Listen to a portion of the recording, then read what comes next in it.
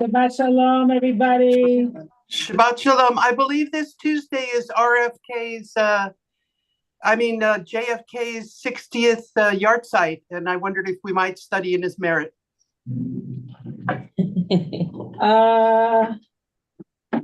I'm actually, honestly, more drawn to remember the people who have been lost. Okay. In the last switch, because I know you like this. That's where my head is, but there's no reason we only have to have one. We can mention both. It's very disorienting. But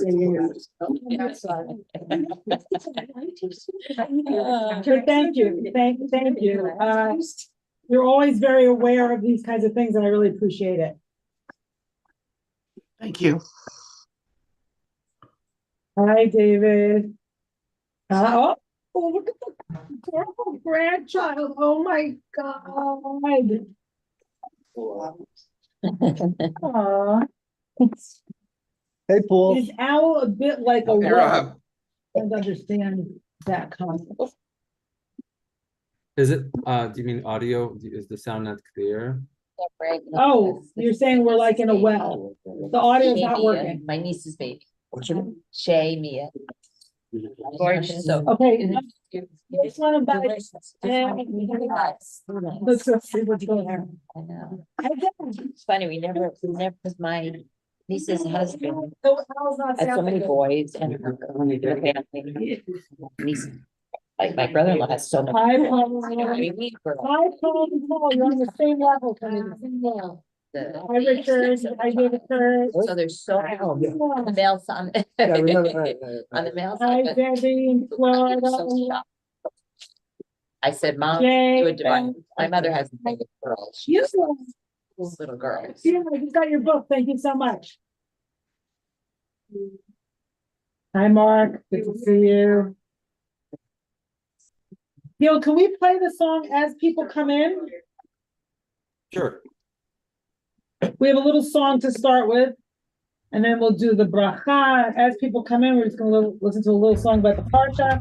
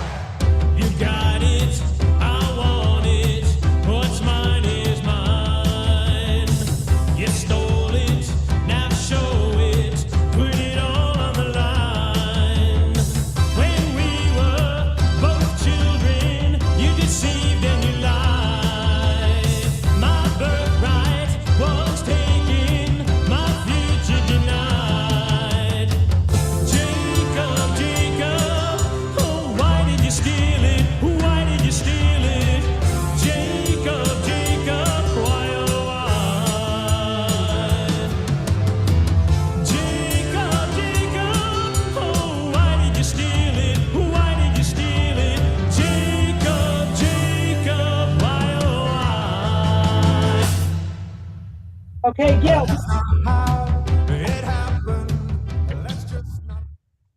You can listen to it later because it's on the source sheet. We're gonna do a quick sound check. How's the sound right now? Jade, are they still in a well or it's good? Richard says good. It's tolerable. Tolerable? What other people say? Good, bad? It's Thumbs up or- muffled. It's It's fine. fine. It's muddy, but it's okay. Muddy, but okay. What do you want to do, Victor? You want to try quick? Yeah, I. Okay, we're gonna cut off the sound for just a moment while we try to improve things. Give us a moment. Meanwhile, I'm gonna share, Gil, can you share the source sheet so people can start looking at it? There you go. Yes.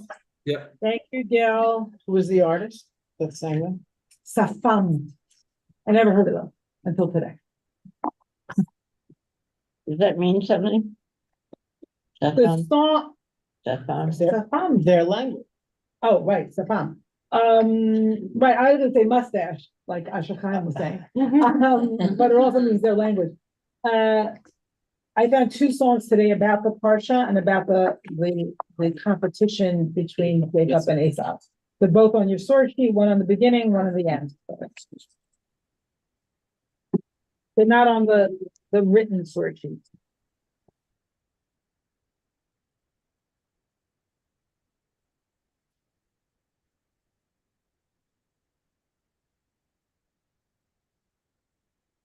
Just breathe. Hi. Welcome,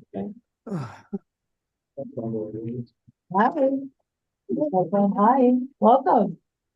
Nice to have a person remember that. Really? I know other people like I that. like your attitude. But Okay, oh, hi, Ronnie. I really do. Yeah. Hi, Daniel. Hi, Rhoda. Great to see you. Hi, Abigail.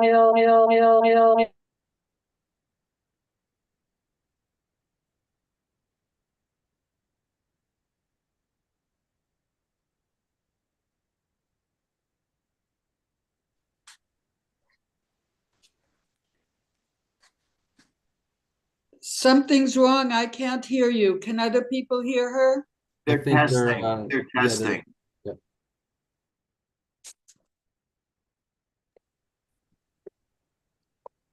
Coffee. Never mix the coffee here, mix great coffee. Victor. Victor? Okay, people on Zoom can't hear us, so. No, Now, how's that? Better. Hey, thank you, Victor. yay, Victor, from food pantry. We're gonna send the bracha over Torah study. Everyone in the room, try to keep it down because they can hear everything on Zoom. Okay, everybody together, you can unmute cacophony. Baruch. Rohena Melech Olam, Turkey Asher channel. Kitchanu b'mitzvotav, v'tivanu l'asot divrei Torah. For you, Adonai, God, source of all life, who has gifted us with your found Torah and sacred wisdom. Amen. Amen. Okay, we're gonna dive right in. So, we're gonna look at the famous story, where, Jacob deceived, his father Isaac and his brother, and it's sort of, tragedy upon tragedy, or at least pain upon pain, and, look deeply into some literary sort of resonance with other stories, and also just take a dive into the language and the structure of the story. Well, I called it endlessly complicated. How's that for imagination? Okay. So here we go. And if you want information or to hear the rest of the song, here it is. And we're going to start with the kind of polarized presentation of these boys, right? Vayigdalu hane'arim, and the boys grew up.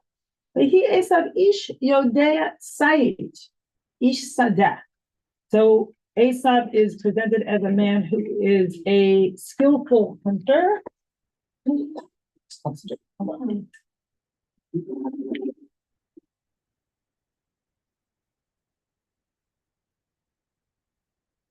Ish Sadah, man of the field. The Yaakov Ish Tam. So it says here, but Jacob was a mild man, but Tam is really indicative of innocence, purity, blemish free, and it's so ironic given what Jacob ends up doing, right? He's not the innocent one at all. Yoshev Ohalim, sitting in tents. So, I was talking to my friend, I don't know if Rabbi Sharon's on here, but it's one of the, what was he doing all day in a tent? He didn't have a phone, he didn't have a computer, the big books weren't printed yet. Was he meditating? Was he praying? So the Midrash says that he was in the yeshiva, Shem Ve'ever. Those are yeshiva in ancient times, and he was sitting in the yeshiva.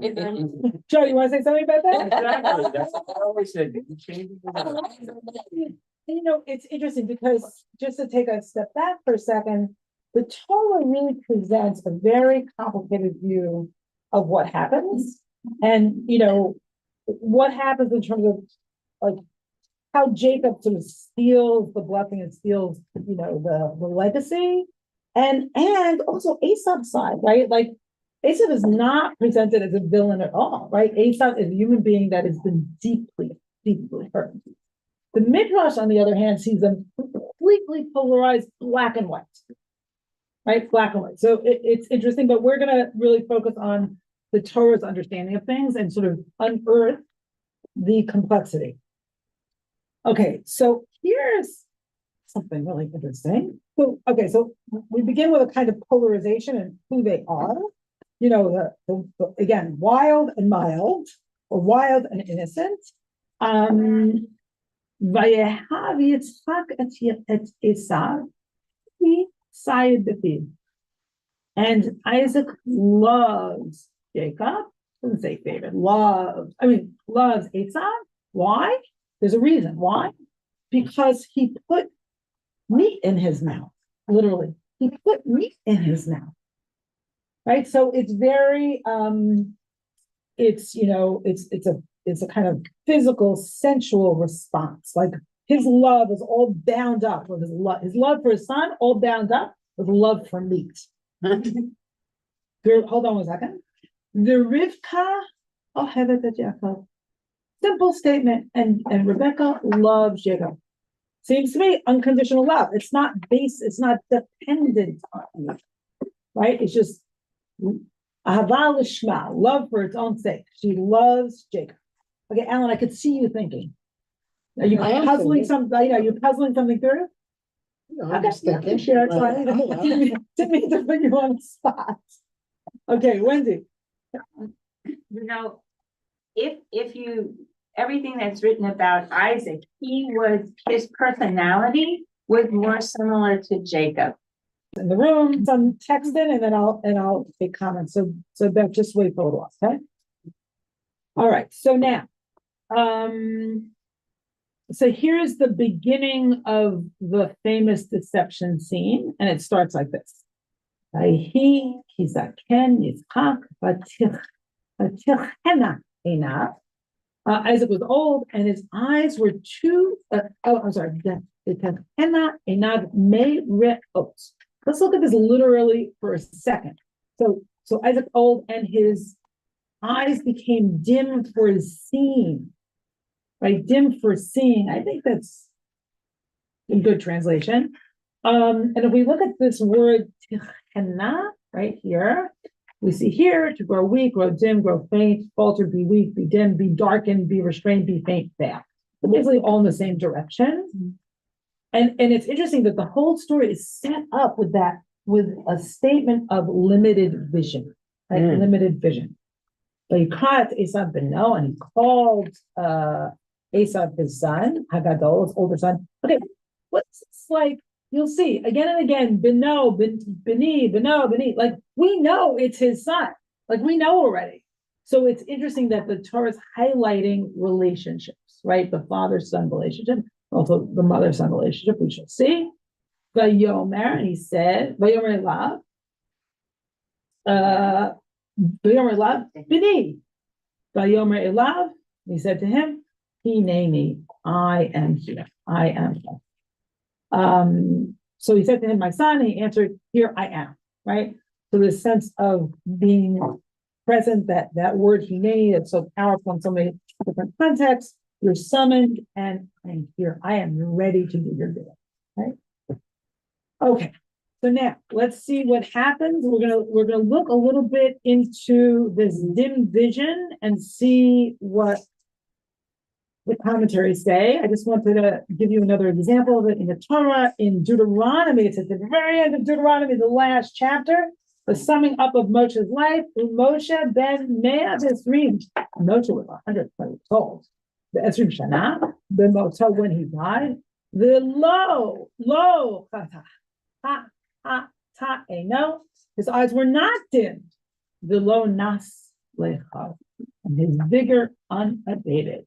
So there's something about Moshe's vision, and I think here they're probably not only talking about his physical vision, I'm guessing, but there's also a sense of like his ability to see as a person, right? And again, Isaac's limited ability to see and understand what was happening before.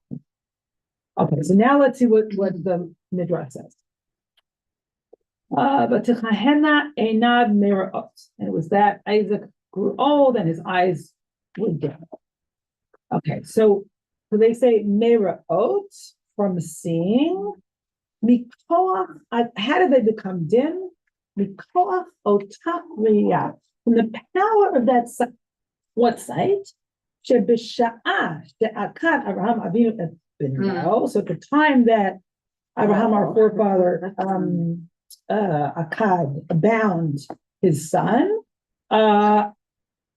Epino, Yitzchak Beno, his son Isaac, Al Gabei Mizbeach, on the altar, Tala Einav B'marom, Isaac cast his eyes to the heavens, and he beat Ba B'na, and looked directly at the Hmm. So this is really fascinating. Again, it came out in Chavruta that that can you imagine Isaac is there on the altar, he's about to be killed, and from where will help come? Right? It's like the song, from whence will help come? Right? May Ayin Azri.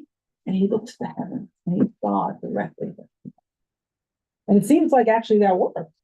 Because the heavens, an angel from heaven came, I called Abraham, and Abraham did not actually kill him. Okay, so, and how does that explain why his eyes are darkened? And it explains it, and we'll see this in a minute more explicitly. If you look directly at the Shekhinah, it's like looking at the sun, right? An excess of light that you're kind of blinded by. Like Springsteen's song, right? Blinded by the light. Now, a musical interlude. Okay. And now here's another reason that the Midrash gives us. שבשעה שעקר אברהם אבינו את בנו על גבי המזבח, בכו מלאכי השרת. For at the hour that Abraham Avinu, our forefather, bound his son on top of the altar, they cried, Malachei Hasharet, the ministering angels. And then it gives a proof text, and a proof text, I put it right here from Isaiah, that shows that the ministering angels are crying. And it says, V'natru b'ma'ot ne'einehem, and tears fell from their eyes, v'toch einav, into Isaac's eyes. And look at this. V'hayu reshumot v'toch einav, and there were traces that stayed in his eyes. V'kevan shehizkim kahu einav. And when he became old, right, his eyes became dim or darkened. He said, and as it is written, and it was that Isaac grew old and his eyes didn't trust him. So, this just heartbreaking moments, so much so that the angels in heaven were crying, and those tears fell into Isaac's eyes, and they left traces, which resulted when he became older in having darkened visions. I'm not taking any comments yet, but I see your hand. Okay, so now Rashi. So the first comment in Rashi is what we just saw from the Midrash, and you know that Rashi, 11th century French commentator, basically comments on the Midrash very often. But then there's a davar acher, another explanation besides the Midrashic one. Why were his eyes dimmed? Today, he told Yaakov et habrachot. Why? Because it allowed Yaakov to steal the blessings, to take the blessings. So there's a sort of divine purpose to his eyes being dimmed. Okay, now here, Freema Gottlieb from the Lamp of God, and she's Aviva Zornberg's sister. This interesting side note says, referring back to the first understanding of the Midrash, Isaac was said to have been blinded not only by the flames of the sacrifice, of which he was almost a part, but by the Shekhinah, the divine presence that appeared to him on that occasion. And I love this line. Some types of darkness and blindness are indicative of an excess of light. So it's like, again, looking at the sun physically, or having too intense a spiritual experience so that you are somehow stunted by it. It goes in the opposite. Okay, so now that is, actually, I'm gonna put one more thing in here and then I'll open things up. So this is really interesting. So there's this really interesting linguistic and also structural resonance, literary structure resonance with the Akedah. So look at this. Vayomer Yitzchak el Abraham Avi, Vayomer Avi. Then Isaac said to his father Abraham, Father, Vayomer Hineni, and he said, Vayomer Hineni b'ni, I am here for you, my son. Vayomer, and he said, Hinei ha'esh v'hitzim v'ayeh aseh le'olah. Here are the fire, stone, and the wood, but where is the sheep for the burnt offering? So I learned about this connection from Rabbi David Foreman from this organization called Aleph Beta. He has all kinds of wonderful videos about Torah and like, really deep literary explorations. And he pointed out a few things. One is, so if you go back up there for a second, you see to the top, to source 4, so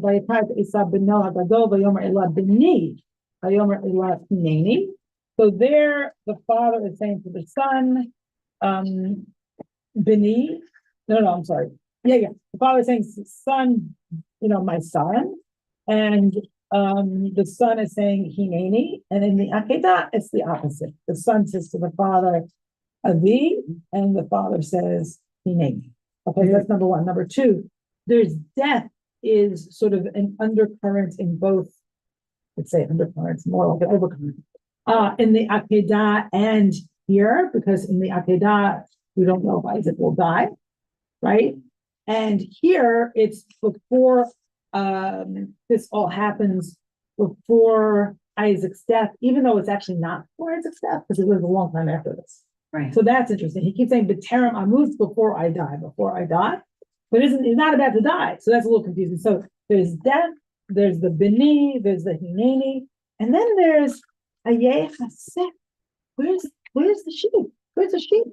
And you could say that Isaac's, whole sort of father-son relationship is determined by where's the meat, where's the beef, right? Yeah. So, what?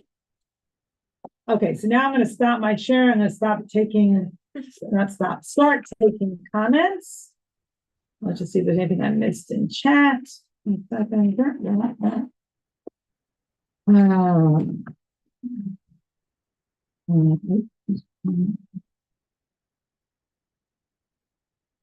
Okay. Yeah, thank you, Beth, for your comment. Oh, wow. So Beth also makes this connection. She says, in a class with the Diva Zornberg, we talked about Isaac's love for meat after smelling the cooking ram that was substituted for him on the altar, allowing him to live. Beautiful. So you just took it a step further. Thank you so much. Very powerful. Now, we're going with, I think Beth was first, Jay, Richard, Alana, and then Nikki and Joe and Jesse. So a lot of people want to talk. There's lots more material. As usual, I'm going to ask you to be concise, even though no one listens to me. Some people listen to me. Some people listen to me. Let's see if playing the victim will help here. Okay.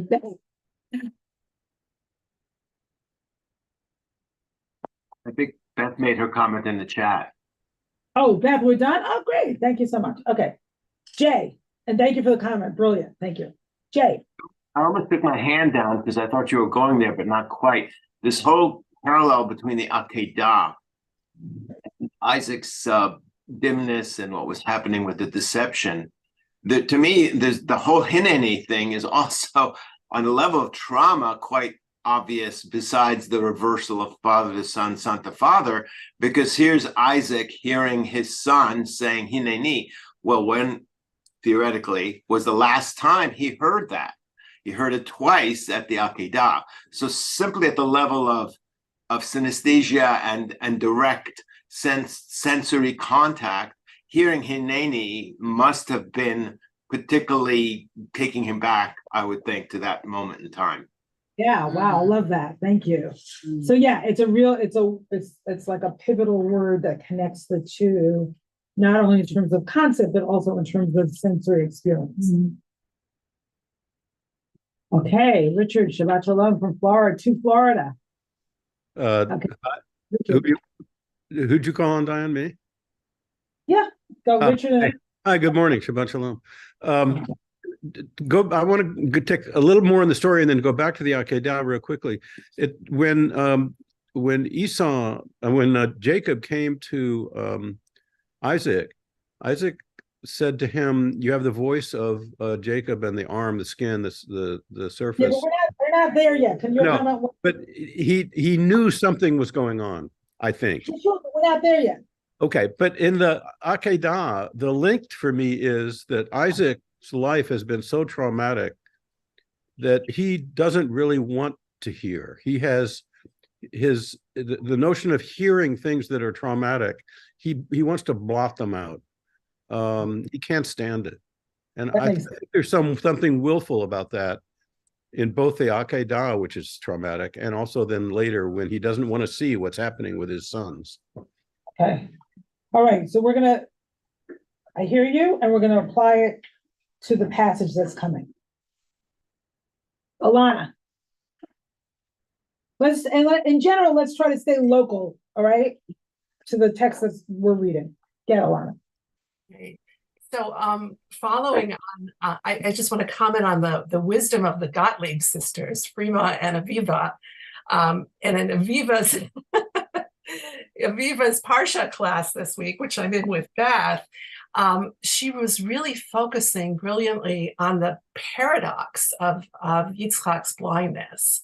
That Yitzchak in Midrash and the Zohar is connected to the darkness, and with a kind of brilliant ability to see through the darkness. He's associated with the digging of wells, for example, which involves, finding water in the darkness. And being a sower of seed is also somebody who deals with the underground, the underworld in some way. So, and then in this story, we see the complexity of his seeing. And I love this. I so love the Midrash about the Shekhinah crying into his eyes, because in a way that the two of them, the angels are crying to his eyes. Yeah, I'm sorry, the angel. Yeah, right. Crying into his eyes, and then that being an expression of the Shekhinah, that there's a way in which he is altered by his own suffering that gives him a certain kind of brilliant capacity to maneuver and to see in the darkness. Beautiful. And I love what you're doing here, Alana, because I've taught this before. Isaac, we often think of Isaac as a bit of what's the word? Nebbish. Yeah. Right? And he's actually much more complicated. Could everyone mute their cell phones? No, but Who's ever cell phone? So he's much more, it actually says directly that he's a great man. He's very wealthy. He's respected by other people. He digs his father's wells. Like, he does a lot of it. He loves his wife where Abraham didn't. So that's another or another class for another day. But Isaac is much more complicated than just a man who's defined by his trauma. And if we approach the text that way, I think it becomes more interesting. Okay, so I think we're covered on Zoom, and then Nikki in the room. Yeah, thank you. It's another horrific story, which, as Rabbi David said, this is not prescriptive, it's descriptive of human behavior. Yes, it is absolutely not prescriptive. It is not prescriptive. It's another dysfunctional family. Another dysfunctional family. Writ large, and the connections are made, you're making the connections, and we're seeing the connections to another generation. So it's generational.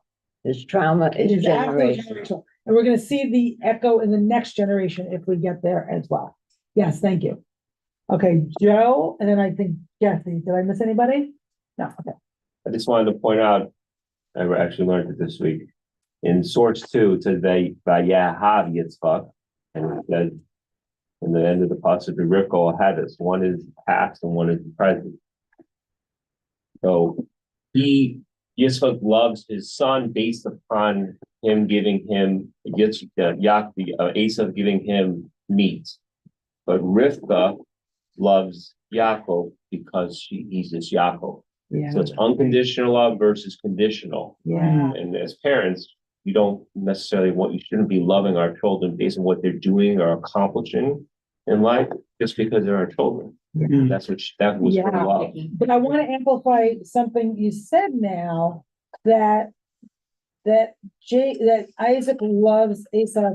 But it's actually not the past. It's a Vav HaHipuch. It is a past. Vaye'ahav. Isn't it the Vav HaHipuch? I'm not. I think they're both. Asher, I need some dictum from you.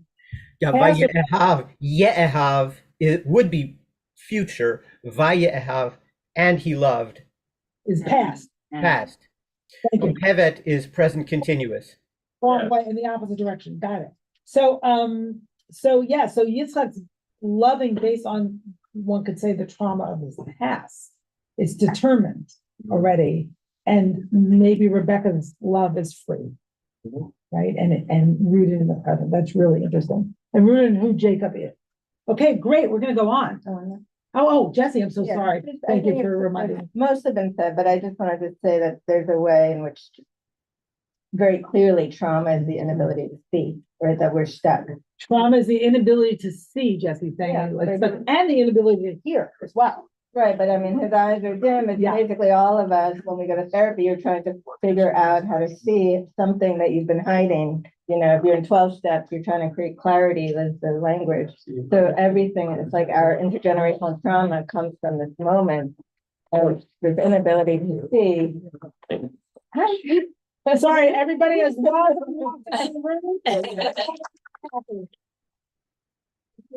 And Juliet. Just dear friends that haven't been here in a long time, we're so happy to see them. Okay, so go ahead, Jesse.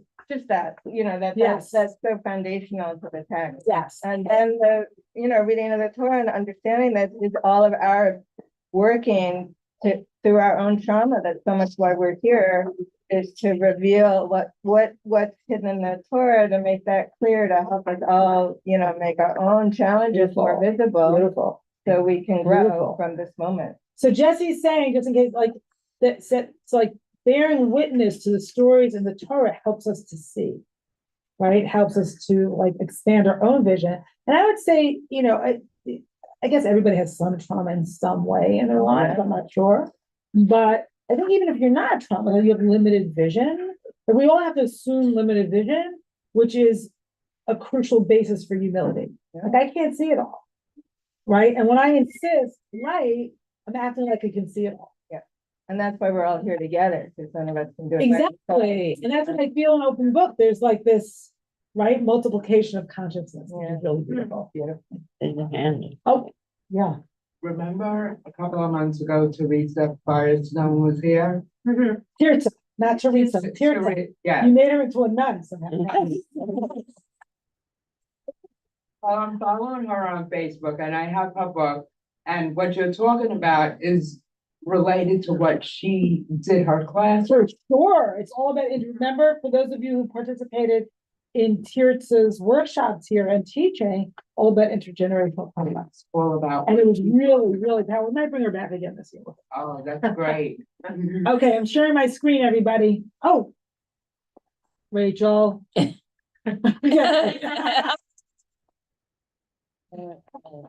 seem to be recognized. I know you're the boss. Oh my God, I totally recognize you. Yeah, all right. I have a very simplistic theory now. Okay. So I'm a little kid. I'm helpless. Even if I'm a teenager, I'm helpless. And my daddy has totally gone berserk and is about to kill me. And all of a sudden, there's this meat that appears. The meat appears in the form of the sacrificial lamb, right? And then I have a kid, and I'm pretty shaky on my feet for the rest of my life. And the kid keeps killing the sacrificial lamb, which for me is what saved my life. Whoa! Whoa! Wow! Did everyone hear that online there? And that's great Go when like this. she's simple. That is right. That's Rachel when she's simple. Oh my God. So in that case, Isaac loves Figured. Esau because he keeps bringing him the symbol of what saved his life. That's right. That's my favorite. unbelievable. Nice. Okay, here we go. So here we are in source 12. Let me get that. Okay. The attack. Actually, Asha, can I give it over to you? My voice is starting to get tired. Source 11. 11? No. It depends. Look, you said Va'ata, that's. It's 12 online. For you, you didn't get the music, so it's a different number. It's Genesis 27, 3 and 4. Ve'ata, and now, Sana Chelecha, pick up your tools, Tel Yechav Kashtecha, bow and arrow, V'seh Hasadeh, V'tura Litzayid. Go out into the field and hunt me, game me game. V'aseh li ma'amim ka'asher ahavti, v'havi'a li, v'ochela, ba'avur tvarechecha nafshi b'kerem amut. And make me tasty things as I love. Actually, as I loved, past tense. And bring me, and I will eat, so that my soul will bless you before I die. Yeah, so first of all, you're right. Kasher Ahavti is really interesting in terms of in the past, put in the past. The other thing that's interesting here, and Rabbi Sharon notices this morning, is that there's a very strange locution around so that I may give you my innermost blessing, like to say it literally, so that my soul will bless you before I die. Not so that I will bless you, but so that my soul will bless you. So I'm wondering if that's some kind of like, your soul has to be, like, the source of blessing is not me, but my soul. And for Isaac needs to eat the meat so that his soul is ready to give a blessing. Yeah. Okay, so now Rebecca's, oh, wait, what, Ashahaya? That only leads down 20 rabbit holes, but I'll try to resist temptation. Shall I keep reading? You want to share one, you can. Not 20. Parental blessing deprivation syndrome. Isaac never received his father's blessing, deathbed or otherwise, and he's determined to give a blessing before he dies, even though he has many decades ahead. And he will gum it up. And the next generation will kind of gum it up.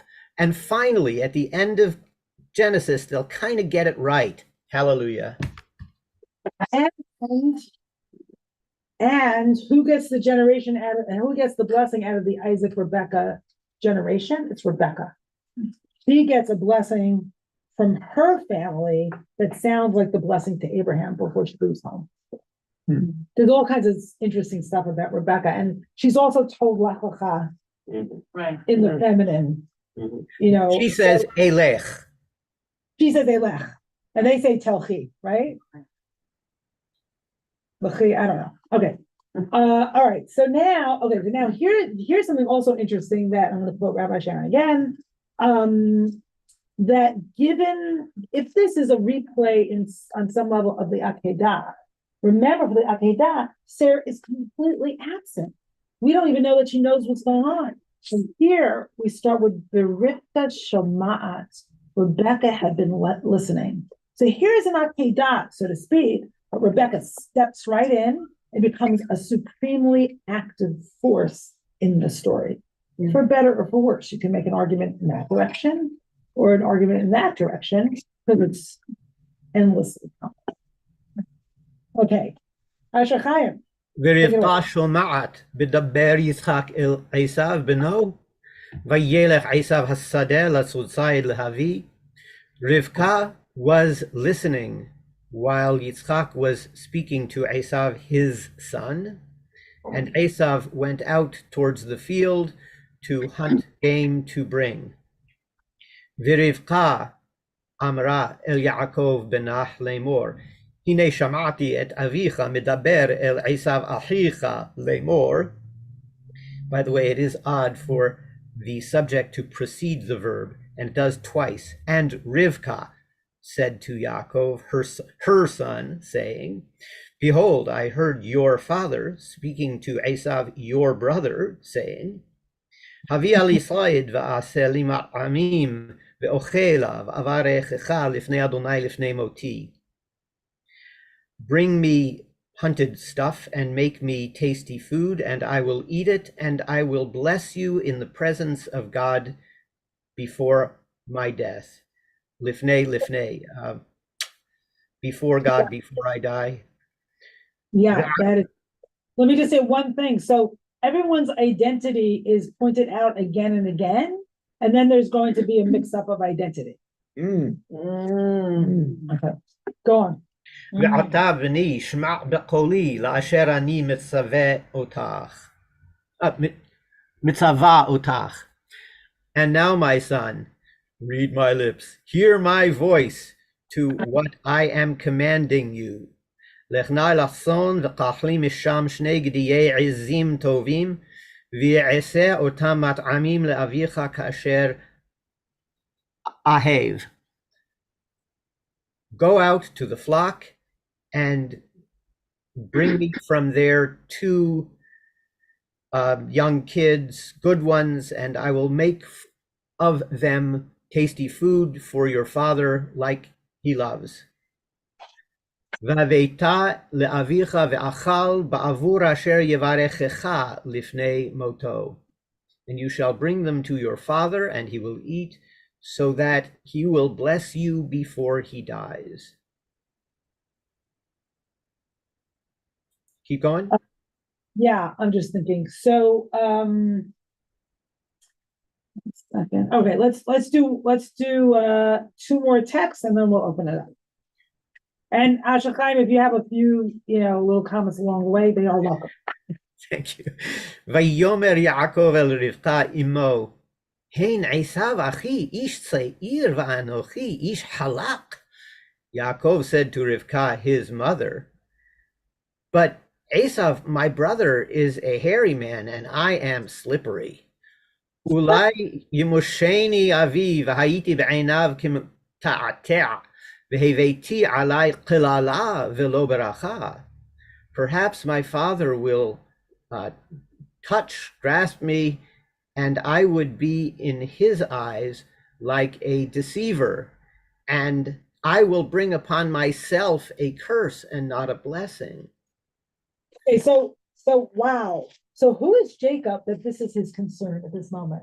He's not concerned with deceiving his father. He's not concerned with being an imposter. He's not concerned with any of the emotional ramifications. He's concerned that he's going to be cursed.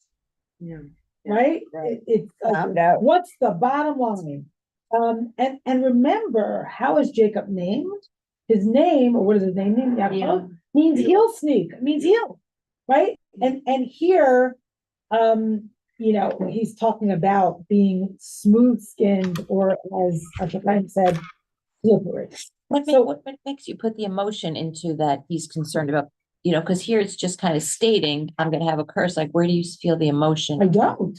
No, because you said that he's concerned with. No, I said instead of being concerned with any kind of emotional impact that this might have. Oh. Sorry if I wasn't clear. Okay. Right. But no, he's concerned about the bottom line. I want to do this, but I'm going to be cursed. But he does seem worried. He's worried about being hurt. Wait. Well, that's the what I'm emotion. asking. Why do you think that? Why do you think he's concerned? I don't see that. He's worried about being caught, Yeah. He's worried about being caught. not about doing. I mean, just the statement means he's worried about being caught.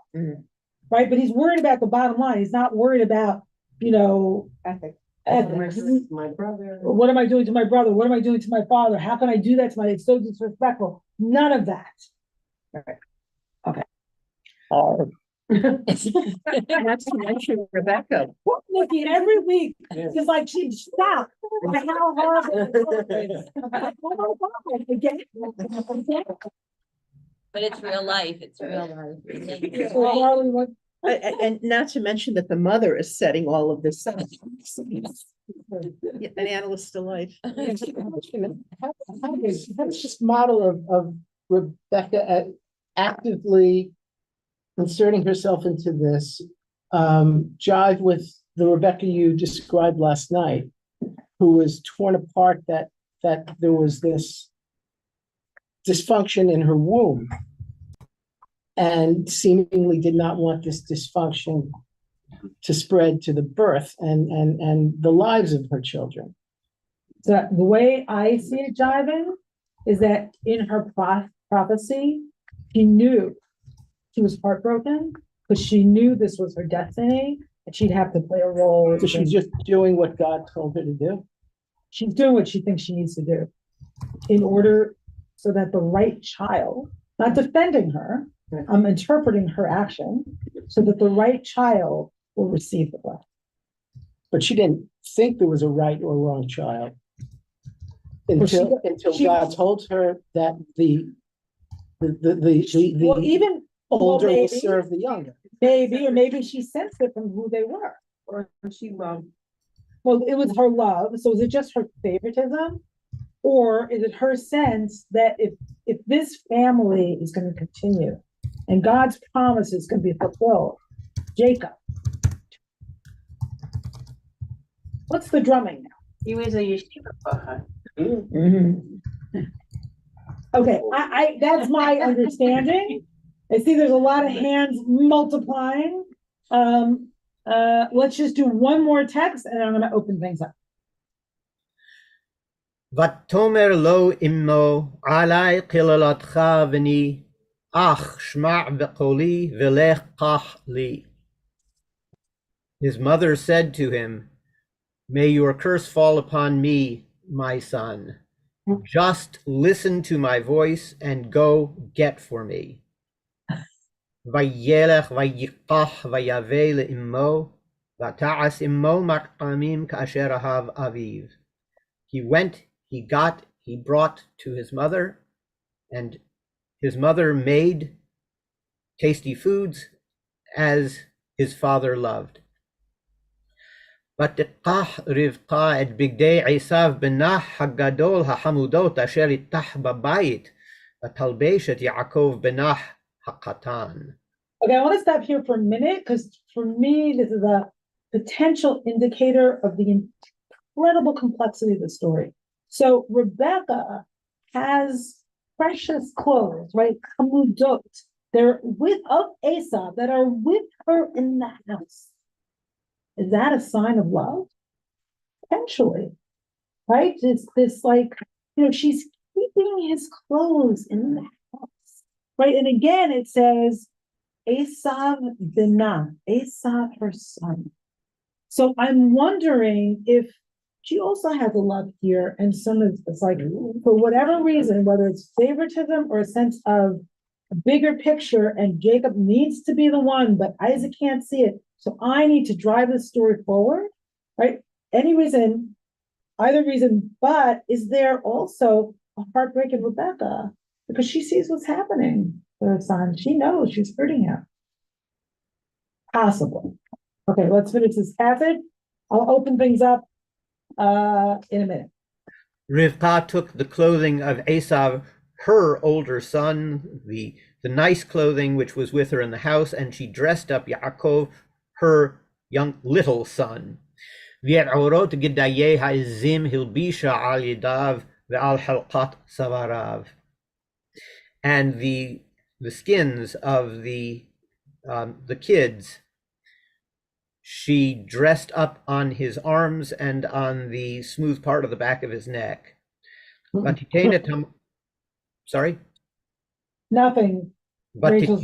ותיתן את המטעמים ואת הלחם אשר עשת ביד יעקב בנך.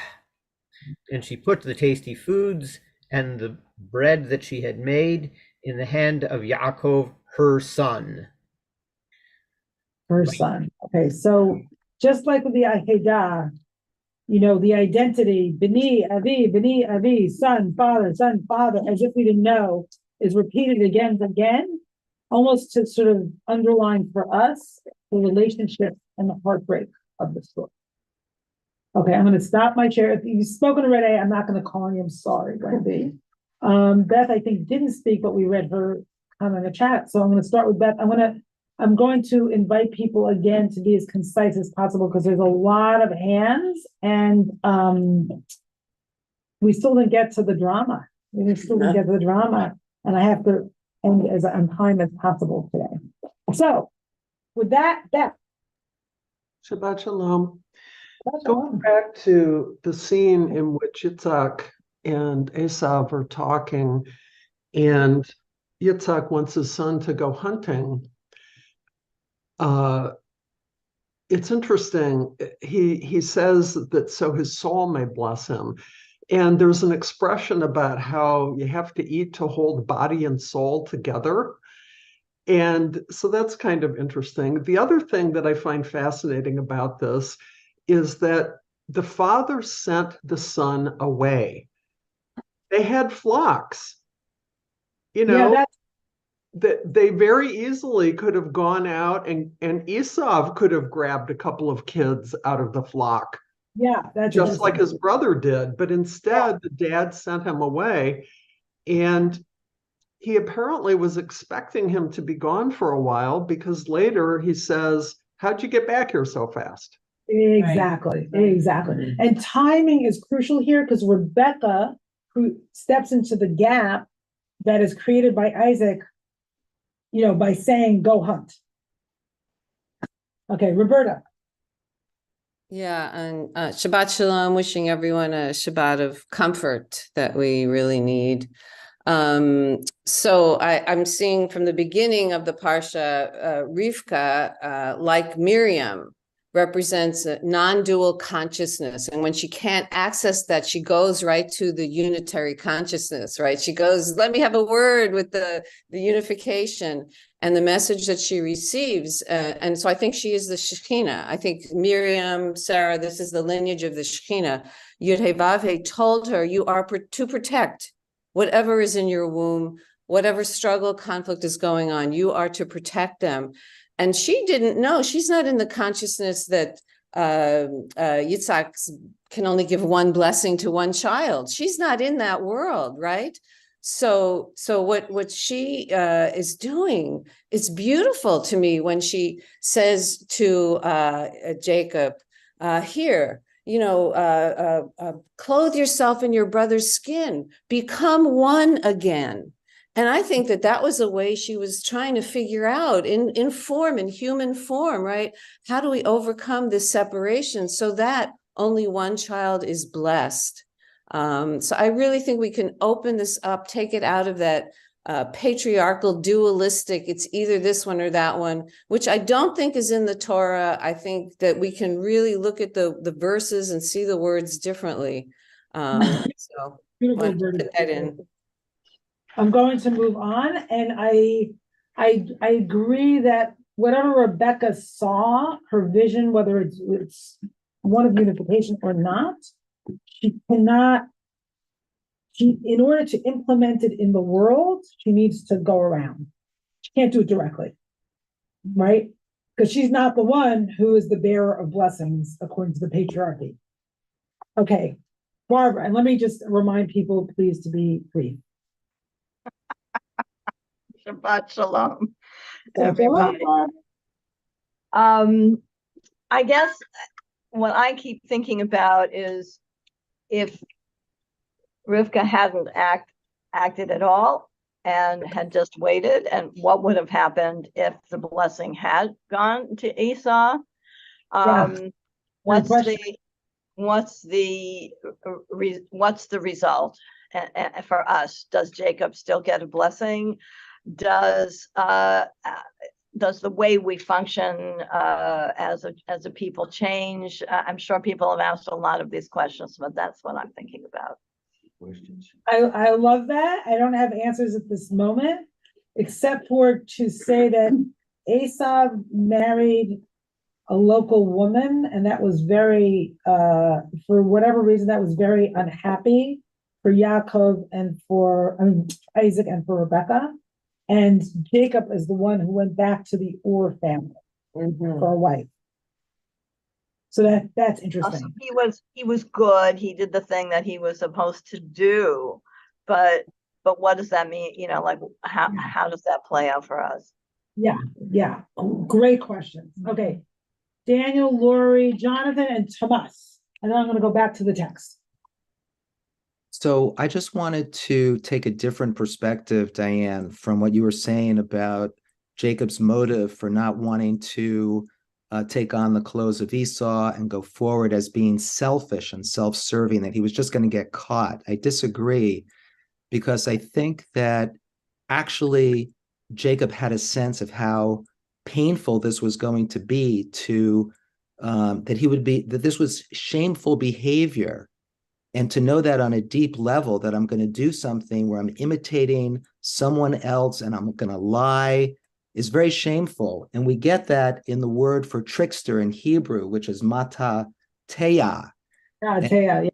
Yeah. And when we unpack what it means to be a trickster is to take on the voice of another person, which is actually to deny one's own innermost voice of Jacob.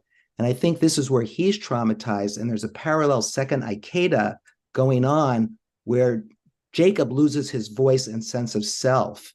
And this is where the really happens. Love it. Beautiful. And I agree, this imposter moment informs, right, the coming, his coming experience for sure, and reverberates throughout his life. Thank you. It's about shame. Yeah. Lori. Okay. Yes. Yeah, I'm talking now. Hi. Shabbat shalom. Shame and humiliation and judgments and fear and trauma. As somebody who worked in Israel for 3 years and worked with trauma and has lived in trauma and all the emotions that we're discussing in the history, I would say that the pathway is to return to the non-dual state of embodied being. And no matter what traumas we have to bear witness to them with the breath, with Yod-Heh-Vav-Heh, and with the earth. And that evolution of consciousness, as my Zohar teacher says, it's the ecology of consciousness. So every time we pass through a moment of terror, fear, shame, humiliation, when we breathe through it, our consciousness wraps around that experience and it turns to wisdom. And that's where I'm aligned with Tirza. It's wounds into wisdom. Then we can bear witness to other people's suffering and hold them, and they heal through us. Beautiful. Thank you, Lori. And I love the way your comment sort of is a compliment to Roberta's comment. Thank you very much. Okay, Jonathan, Amy, Tomas is the end of the lineup, and then if we have time, I'll get to you a little later, or put your comment in the chat. Jonathan, and then Yes. Tomas, one more text. Thank you so much. Yeah, and it's my first time commenting. I hope I'm in alignment. I really appreciated what you said about Rivka sort of being an active force in this, in that the text starts in 27:11. You pointed out that it says Anochi ish chalak, that Jacob is kind of complaining perhaps that he's smooth-skinned, as if he's sort of underdeveloped. And then he's referenced as being Katan, the small one. And we have Rivka, who is actively engaged in responding by the Hilbisha.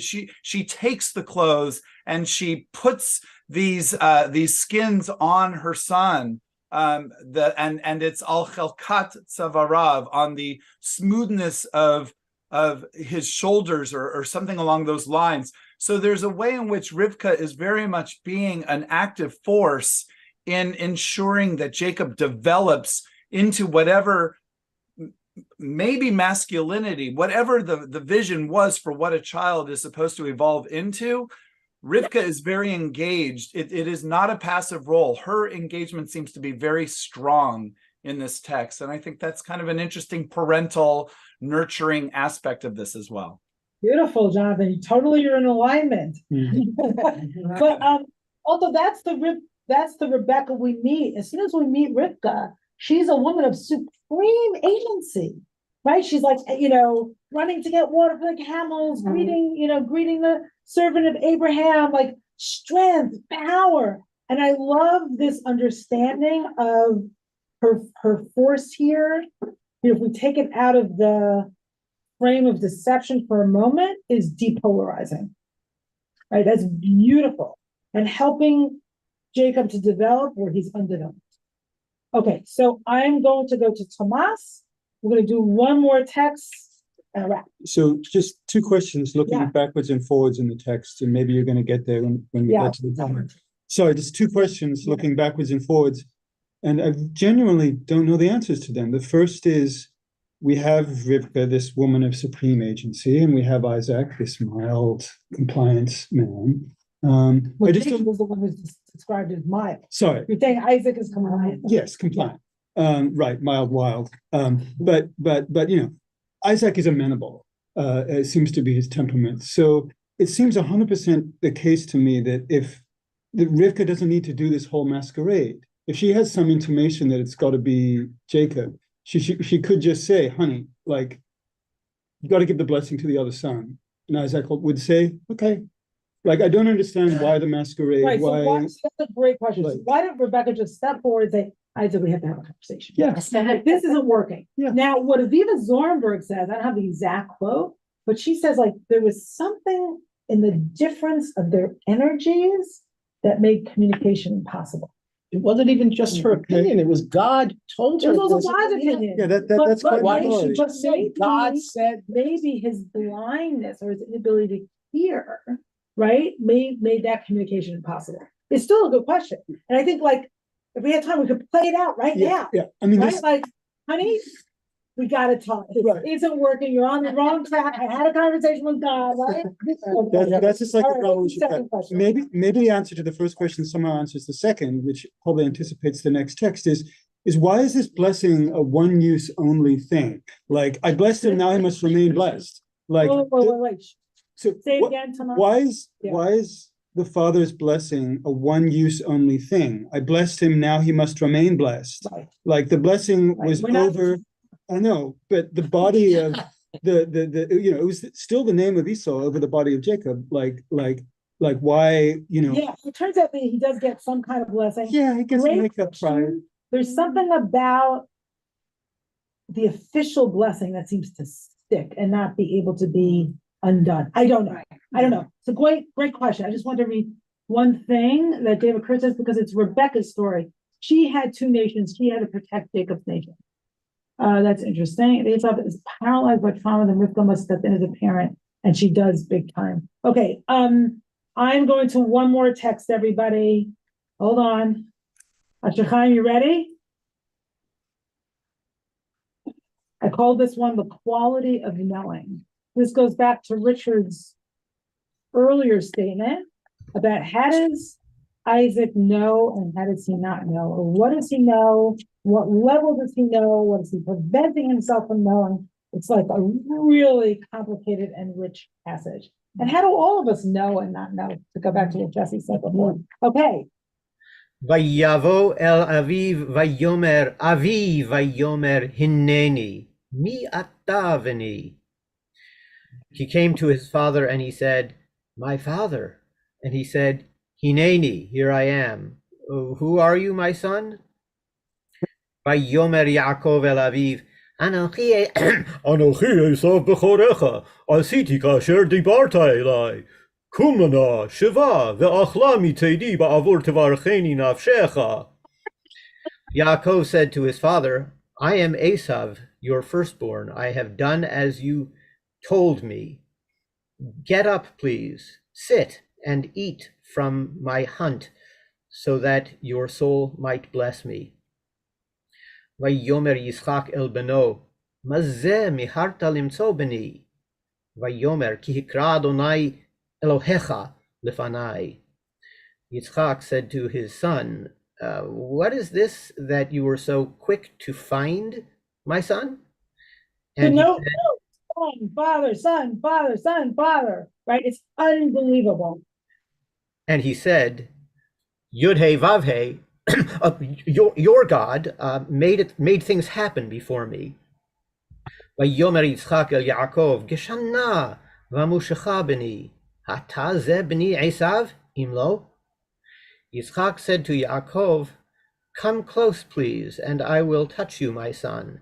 Is this really my son Esav or not? Vayigash Yaakov el Yitzchak aviv vayim mushehu vayomer kol Yaakov vayadayim yidei Esav. Yaakov drew near to Yitzchak his father, and he touched him, and he said, the voice is the voice of Yaakov, but the arms are the arms of Esav. All right. And here you have an ellipsis. Deception and self-deception. Yeah, the voice is the voice of the other, right. So deception and self-deception. Good, Marla. Okay, I want to point out a couple more things, but not read the whole text. So what happens next is Esav comes to him, right, in the next text, Genesis 27, 30 to 40. And when he does, if you look at 33, the Harad Yitzchak Haradan Dola Ad Ma'od Vayomer Mi Efahu Hatzad Sayed Vayabeli V'ochal Mikol B'term Tavov Avarechi the Avarchehu Gam Baruch Yihiyah. So Isaac was seized with violent, very violent trembling, state of terror. Who was it then? He demanded a hunted game and brought it to me. Moreover, I ate of it before you came, and I blessed him. Now he must remain blessed. To go to what's his point before. And now look at Esau, right? 34. Tishmoa Esau divrei aviv Yitzchak akantola imala ad ma'od v'yomer la'aviv v'arpeni gam ani avi. When Esau heard his father's words, he burst into wild and bitter sobbing and said to his father, bless me too, Father. Vayomer hachi kara shemo Yaakov ya'amuleni ze b'hamayim et beforati lakach v'hinei ata lakach birchati vayomer alo atzalta li b'cha. So 36, Esau said, was he then named Jacob that he might supplant? Right? Remember, he said, healed me these two times. First, he took away my birthright, and now he has taken away my blessing. And he added, have you not reserved a blessing for me? Now, here's another line that's one of the most heartbreaking lines in all of Torah. In 38, he said to his father, Vayomer Esav el aviv habracha achati lecha avi. Father, do you have only one blessing? Barcheni gam ani avi. Please bless me too, Father. Esav kolo. And he raised his voice and cried. And then Yitzchak gives him a blessing, but it seems like it's not as good a blessing because it includes you shall serve your father, your brother. But then you shall break his yoke from your neck. So now just to complete the generational cycle, for the next further on in Jacob's life, he goes and he meets Rachel, and he is overcome somehow when he sees her. He rolls the stone off the mouth of the well, right here, Genesis 29:10, which takes 10 men to usually move off of the well, right? So perhaps, as my friend Sharon said this morning, moves a stone off his heart. And what does he do? Yaakov and he kisses Rachel, and raised his voice and wept, which is the exact same language that was used for what Esau did, right? He raised his voice and cried. This is the first time Jacob cried. So the resonance of what happened with his brother, you can see very explicitly here and travels with him throughout his life. I'm sorry, we don't have any more time for comments, I just want to observe a couple of things and give us a blessing. Actually, reserve one thing. I love the way that people are speaking on different levels, right? Some people are like really like, you know, in the text and in the drama, in like what happened with the family. And other people like Roberta and Lori are sort of like trying to talk about like consciousness and repair of consciousness and, you know, dual consciousness. And picking up on Jonathan's comment, I want to bless us all that we, like Rebecca, if we read the story in that direction, can be depolarizing forces at this moment in time. You know, can we be depolarizing, unifying forces, whatever that means for each one of us? If that's a role, not everyone wants to take that role on. Want to take on that role. I bless us that Rebecca should be a model. And I bless us that we find somehow some measure of peace. And hopefully I'll see you in services. And Gil, can we end by playing the Grateful Dead? I know there's my brother Asa, and there's gonna be an after party in the synagogue, and you might want to listen to the Aleph Beta video that I included below, and you can see where I